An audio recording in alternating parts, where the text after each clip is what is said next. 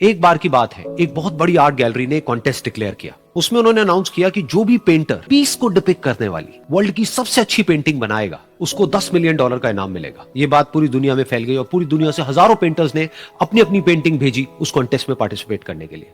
उन हजारों पेंटिंग्स में से जो इस कॉन्टेस्ट के जजेस थे उन्होंने फाइनली 100 पेंटिंग्स को शॉर्टलिस्ट किया और उन 100 पेंटिंग्स की एक एग्जीबिशन लगाई। उस एग्जीबिशन में इन सारे पेंटर्स को तो इनवाइट किया ही किया, साथ ही साथ मीडिया वाले भी बैठे हुए और मीडिया वालों के साथ हजारों लोगों की भीड़ भी जमा थी, क्योंकि प्राइज अमाउंट इतना बड़ा था तो सबका इंटरेस्ट था ये जानने में कि कौन जीतेगा, कि वो पेंटिंग कैसी होगी और कौन वो पेंटर होगा जिसको इतना बड़ा अमाउंट मिलेगा। फाइनली वो दिन आ ही गया। वहां पर सारी ही पेंटिंग्स देखने लायक थी और एक से बढ़कर एक थी।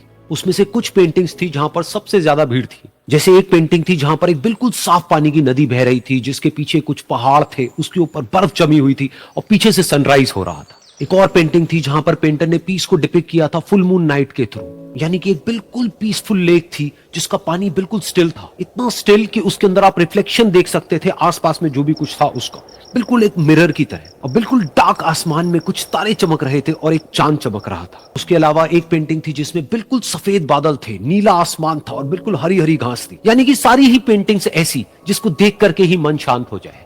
तो कॉन्टेस्ट बहुत ही टफ था क्योंकि सारी पेंटिंग्स एक से बढ़कर एक थी, तो जजेस के लिए शॉर्टलिस्ट करना कि कौन सी पेंटिंग बेस्ट है, that was very very difficult. लेकिन वो मोमेंट आ ही गया जब जजेस ने अपना माइंड मेकअप कर लिया और एक पेंटिंग को इन सारी पेंटिंग्स में से सिलेक्ट कर लिया और उस पेंटिंग को एक बड़े से कर्टेन के पीछे रख दिया। सामने वो सारे पेंटर्स बैठे हुए थे, मीडिया वाले थे और हजारों लोगों की भीड़ थी। सबकी क्यूरियोसिटी बढ़ती चली जा रही थी क्योंकि अमाउंट बहुत बड़ा था।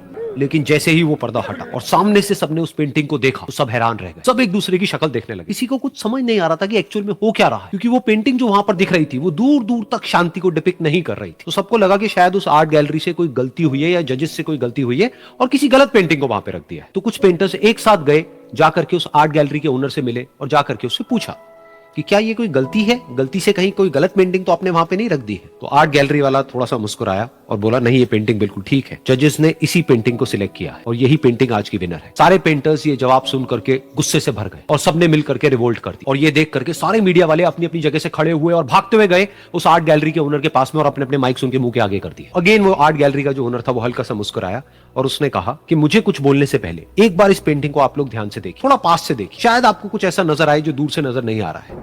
क्योंकि आप सबने एक चीज तो देख ली कि इस पेंटिंग में आंधी है, तूफान है, चारों तरफ सब कुछ तहस नहस हो रहा है, आसमान में बिजली कड़क रही है, काले बादल है, ये सब तो आपने देख लिया। लेकिन एक चीज नहीं देखी कि इस पेंटिंग में एक घर भी है। उस घर में एक छोटी सी खिड़की है जहां पर एक आदमी खड़ा हुआ है। ध्यान से जाकर के देखिए, वो जो आदमी खड़ा हुआ है और बाहर देख रहा है उस घर से, उसके चेहरे पर कोई डर नहीं है बल्कि एक हल्की सी मुस्कान है, एक ठहराव है, एक सुकून है। और यही है शांति का असली मतलब। यानी कि शांति का मतलब ये नहीं है कि हमारे बाहर सब कुछ शांत है और फिर हम शांत हैं, क्योंकि वो टेम्पररी है। असली शांति का मतलब ये है कि हमारे बाहर चाहे जो कुछ भी हो रहा हो, हम अंदर से पूरी तरह से शांत, हमारा मन शांत। क्योंकि जिसका मन शांत नहीं है उसको चाहे आप कितनी भी सुंदर से सुंदर जगह पर ले जाकर के बिठा दो, वो वहां पर भी जाकर के दुखी ही रहेगा। लेकिन दूसरी तरफ से जिसका मन शांत है, उसके बाहर चाहे कुछ भी हो रहा हो, चाहे मौसम कैसा भी हो, चाहे उसके आसपास में सब कुछ तहस नहस हो रहा हो, तूफान हो, लेकिन वो अंदर से बिल्कुल शांत रहेगा। और यही है शांति का असली मतलब।